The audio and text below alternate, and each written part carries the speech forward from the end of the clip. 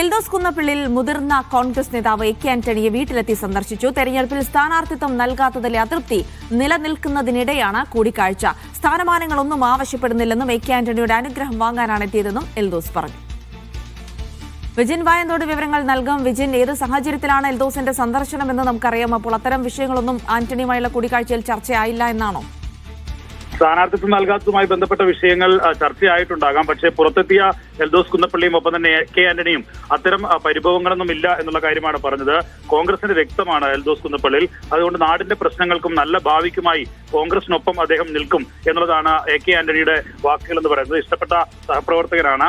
അതുകൊണ്ട് തന്നെ മറ്റേതെങ്കിലും തരത്തിൽ സ്ഥാനാർത്ഥിത്വം നൽകാത്തതുമായി ബന്ധപ്പെട്ട വിഷമങ്ങൾ ചിലപ്പോൾ ഉണ്ടായിട്ടുണ്ടാകാം. പക്ഷെ അതെല്ലാം മറന്ന് ഒപ്പം നിൽക്കും എന്നുള്ളതാണ് എ കെ ആന്റണി വ്യക്തമാക്കിയത്.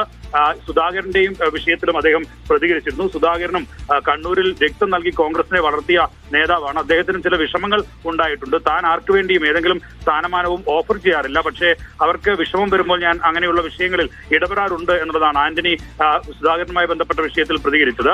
ഒപ്പം എൽദോസ് കുന്നപ്പള്ളി വ്യക്തമാക്കിയത് ഏതെങ്കിലും തരത്തിലുള്ള സ്ഥാനമാനങ്ങൾ താൻ ആവശ്യപ്പെടുന്നില്ല. പാർട്ടിയുടെ വിജയത്തിനായി പരിശ്രമിക്കും, മണ്ഡലത്തിലും UDF സ്ഥാനാർത്ഥിക്കായി പരിശ്രമിക്കും എന്നുള്ളതാണ് എൽദോസ് കുന്നപ്പള്ളി വ്യക്തമാക്കുന്നത്. എന്തായാലും പദവികൾ വന്നു ചേരുന്നതാണ്. പദവികൾ അങ്ങോട്ട് ആവശ്യപ്പെട്ട് നൽകേണ്ടതല്ല, അത് പാർട്ടി നേതൃത്വമാണ് തീരുമാനിക്കേണ്ടത് എന്നും എൽദോസ് നിലപാട് വ്യക്തമാക്കുകയാണ്. അതിനുശേഷം അടൂർ പ്രകാശുമായും ഒപ്പം തന്നെ VD സതീശനെയും ഇന്ന് എൽദോസ് കുന്നപ്പള്ളി കാണുന്നുണ്ട്. ഒപ്പം മണ്ഡലത്തിലേക്ക് തിരിച്ചു പോകും എന്നുള്ളതാണ് എൽദോസ് കുന്നപ്പള്ളി പറയുന്നത്.